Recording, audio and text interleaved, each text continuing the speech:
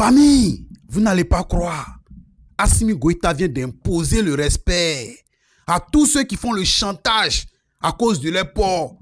Assimi Goïta dit désormais c'est fini. Ils auront accès à la mer désormais. Les amis, il dit, partage la vidéo dans tous les coins. Partagez ça dans tous les coins. Écoutez cette vidéo-là jusqu'à la fin. Avant de donner vos commentaires bidon là. Partagez la vidéo dans tous les coins. Pendant longtemps, on a présenté l'enclavement du Mali comme une fatalité, un pays sans accès à la mer, condamné à dépendre des ports des autres, condamné aussi à subir les routes saturées, les coûts élevés et parfois même les blocages politiques. Mais cette réalité est en train de changer. Et peut-être plus vite que certains ne l'avaient imaginé. Fini les chantages. En 2026, le Mali s'apprête à franchir un cap historique, retrouver un accès stratégique à l'océan Atlantique grâce au fleuve Sénégal. Oui, le fleuve Sénégal, longtemps perçu comme une simple frontière naturelle, devient aujourd'hui un outil majeur de souveraineté économique. Ce projet porte un nom, Citram, le système intégré de transport multimodal. Il est piloté par l'Organisation pour la mise en valeur du fleuve Sénégal, l'OMVS, qui regroupe le Mali, le Sénégal, la Mauritanie et la Guinée.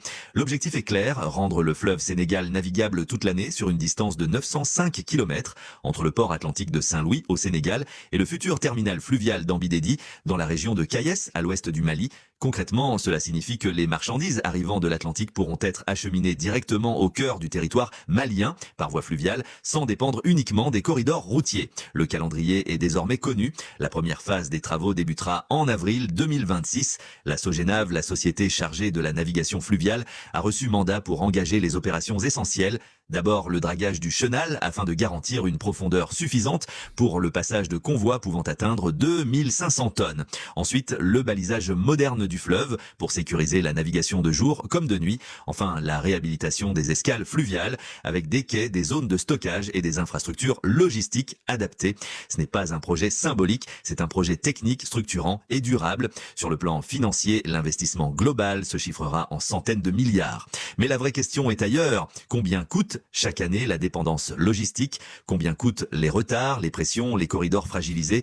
Car le transport fluvial, c'est jusqu'à 40% moins cher que la route. Une seule barge peut remplacer 50 à 80 camions, moins de routes détruites, moins de carburant consommé et surtout plus de maîtrise. Avec ce projet, Ambidédi change de statut. La localité devient un hub portuaire stratégique capable de transformer toute la région de Kayes. Emplois directs, activités industrielles, commerce, services logistiques. C'est toute une économie locale qui se met en mouvement et soyons clairs, le Mali ne demande pas un accès à la mer par faveur, il reconstruit ses propres routes commerciales. Précision importante, les grands navires océaniques ne remonteront pas le fleuve jusqu'à Kayes. Le port de Saint-Louis servira de plateforme de transfert. Les marchandises y seront transbordées sur des barges fluviales adaptées. C'est un modèle éprouvé partout dans le monde. Ce n'est pas une limite, c'est une intelligence logistique. Au fond, ce projet pose une question simple mais dérangeante. Et si l'enclavement du Mali n'était pas une fatalité, mais un récit qu'on a trop longtemps accepté.